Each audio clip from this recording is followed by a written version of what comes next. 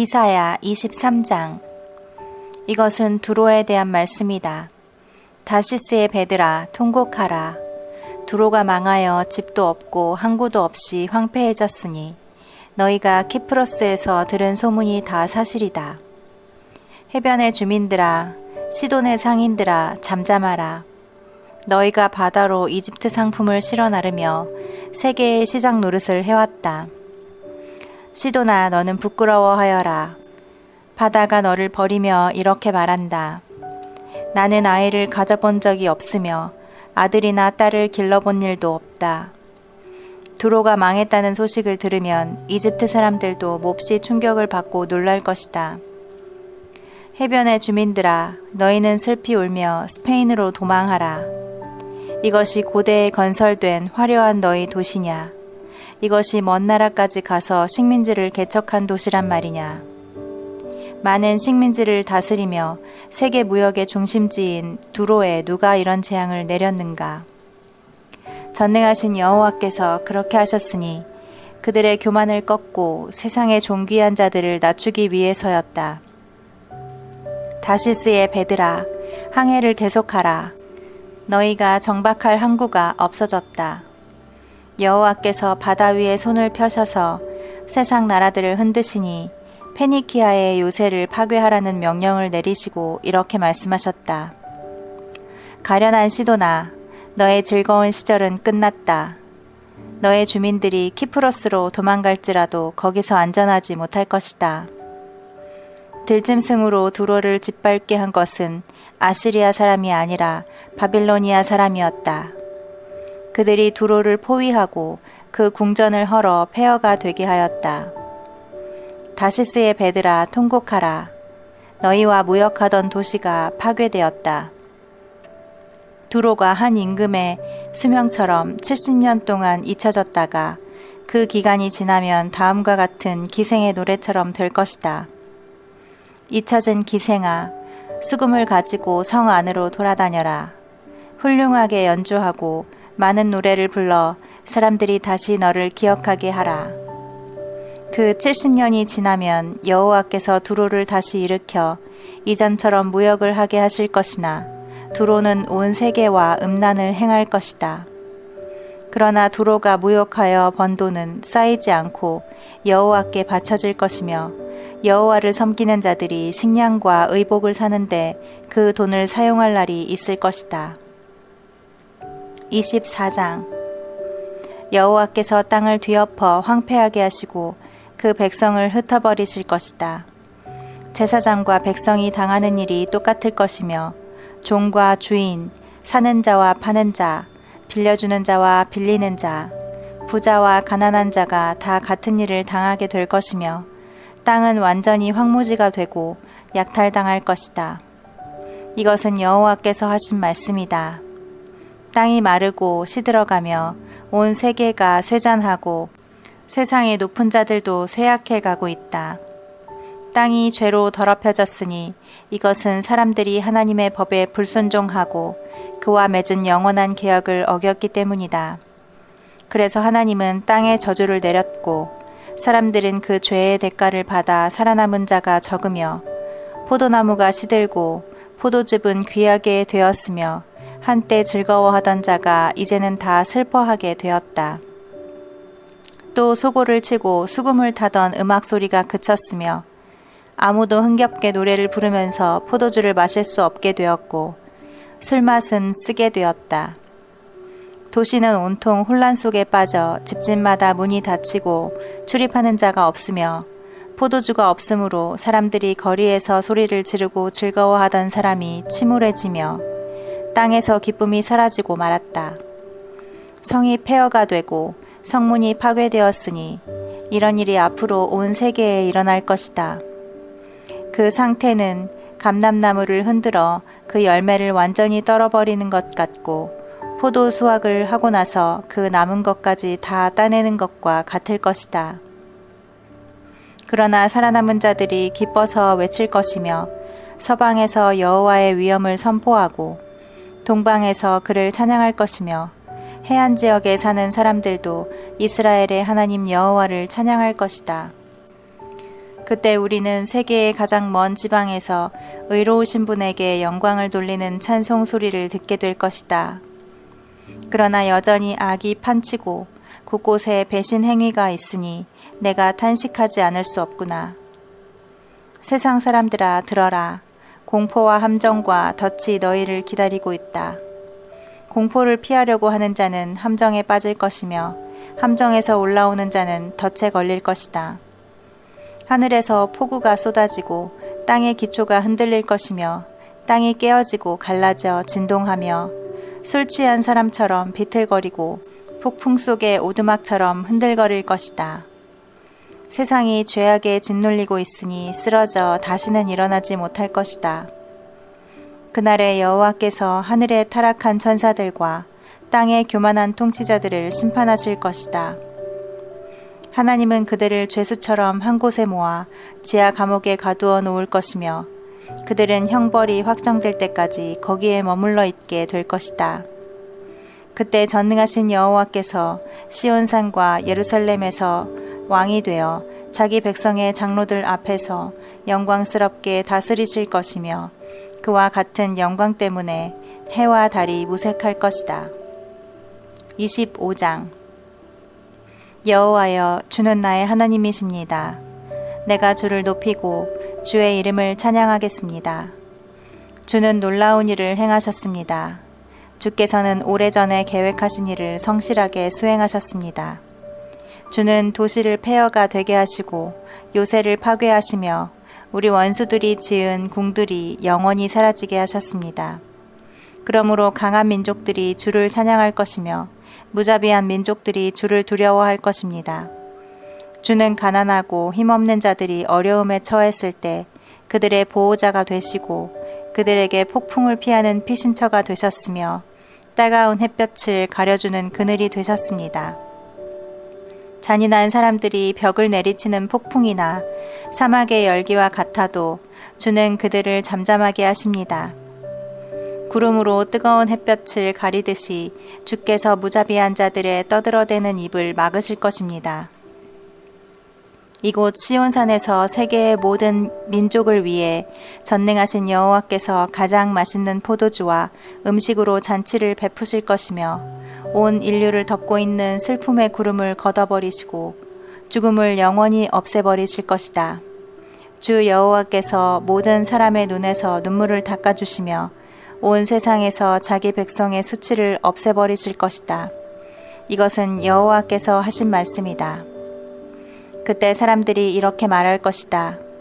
그는 우리의 하나님이시다. 우리가 그를 의지함으로 그가 우리를 구원하셨다. 그는 우리가 의지하는 여호와이시다. 그가 우리를 구원하셨으니 이제 기뻐하고 즐거워하자. 여호와께서 시온산을 보호하실 것이나 모압 사람들은 거름더미에서 지푸라기가 짓밟히듯 짓밟힐 것이다. 그들이 헤엄치듯이 손을 뻗쳐 헤어나오려고 하지만 하나님은 그들을 누르시고 그들의 교만한 콧대를 꺾으실 것이며 모압의 높은 성벽을 헐어 땅바닥에 흙 무더기처럼 되게 하실 것이다. 26장 그날의 사람들이 유다 땅에서 이런 노래를 부를 것이다. 우리의 성은 튼튼하다. 하나님이 직접 우리의 성벽을 지키신다. 너희는 성문을 열고 여호와를 사랑하는 자는 누구든지 들어오게 하라. 여호와는 자기를 의지하고 마음이 한결같은 자에게 완전한 평안을 주신다. 너희는 여호와를 항상 신뢰하라. 주 여호와는 영원한 반석이시다. 그가 교만한 자들을 낮추시고 그들이 사는 강한 성을 파괴하시며 그 성벽을 완전히 헐어버리셨으므로 가난하고 학대받던 자들이 그 위를 밟고 걸어다니는구나. 여호와여, 주께서 의로운 자들의 길을 곧게 하심으로 그들의 길은 평탄합니다. 우리는 주의 뜻에 따르기를 좋아하며 우리의 소원은 주의 이름을 영광스럽게 하는 것입니다. 밤에 내 영혼이 주를 찾고 내 마음이 주를 간절히 사모하는 것은 주께서 세상을 심판하실 것이기 때문입니다. 그때가 되면 사람들은 의가 무엇인지 알게 될 것입니다. 주는 악인들에게 은혜를 베푸셔도 그들은 옳은 일을 배우지 않으며 의로운 사람들의 땅에서까지 악을 행하고 주의 위엄을 대수롭지 않게 여깁니다. 여호와여, 주께서 그들을 벌하시려고 주의 손을 높이 들어도 그들은 그것을 보지 않습니다. 주께서 주의 백성을 얼마나 사랑하시는지 그들에게 보여주소서. 그러면 그들이 부끄러워할 것입니다. 그리고 주의 원수들을 위해 예비하신 불로 그들을 소멸하소서. 여호와여, 주께서는 우리를 위해서 모든 일을 성취하심으로 우리에게 평안을 주실 것입니다. 여호와 우리 하나님이시여, 우리가 다른 왕들의 지배를 받아왔지만 우리가 섬기는 여호와는 주밖에 없습니다.